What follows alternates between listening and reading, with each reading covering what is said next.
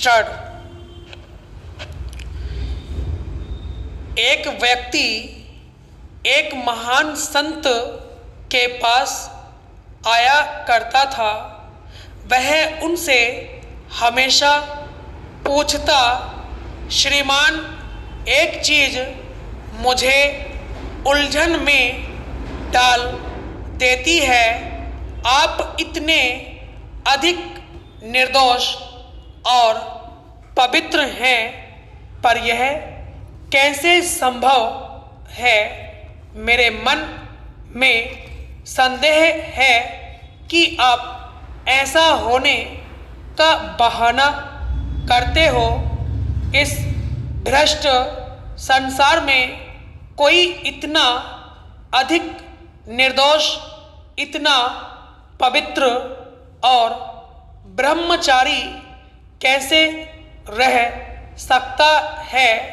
हो सकता है कि आप अपने अंतर में ये सारी चीज़ें अभी भी साथ लिए हों और बाहर परिधि पर सभी कुछ संभाल कर रखा हो। एक दिन वह व्यक्ति फिर आया।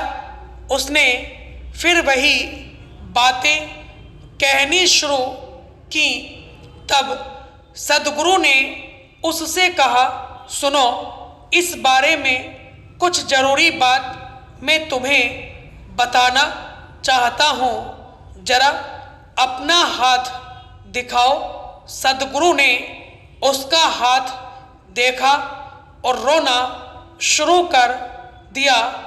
उस व्यक्ति ने चौंक कर पूछा, आखिर आप रो क्यों रहे हैं? मैंने आपको कभी रोते हुए नहीं देखा। सद्गुरु ने कहा, मैं इसीलिए रो रहा हूँ क्योंकि तुम्हारे लिए केवल 7 दिन बचे हैं। अगले रविवार को तुम मर जाओगे। हाँ, तुम मुझसे कुछ पूछना चाहते थे। सद्गुरु का लोग इतना अधिक सम्मान करते थे कि इस बारे में संदेह करने का कोई कारण ही न था कि वह झूठ बोलेंगे। वह व्यक्ति भागता हुआ घर गया। वहाँ जाकर बिस्तर से लग गया। वह प्रतिदिन जैसे डूबता जा रहा था। उसने भोजन करना बंद कर दिया। उसकी नींद भी उड़ गई थी। उसके नाते रिश्तेदार एकत्र हो गए थे। 7वें दिन सभी उसकी मृत्यु की प्रतीक्षा कर रहे थे, क्योंकि सद्गुरु ने कहा था कि जैसे ही सूर्य डूबेगा वह मर जाएगा। सूर्य नीचे आता जा रहा था और उसके मित्र, संबंधी, पत्नी और बच्चे रोए चले जा रहे थे। तभी सद्गुरु आया और उसने उस व्यक्ति से कहा, मैं तुमसे एक प्रश्न पूछना चाहता हूँ। क्या इन 7 दिनों में तुमने कोई ऐसा काम किया जिसे तुम पाप, गंदा या भ्रष्ट होना कहो? क्या ऐसा सांसारिक विचार इन दिनों तुम्हारे मन में आया?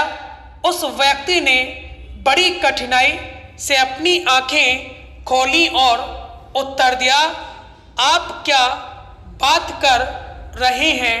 मैं मर रहा हूँ। मेरे चारों ओर तो मृत्यु नाच रही थी।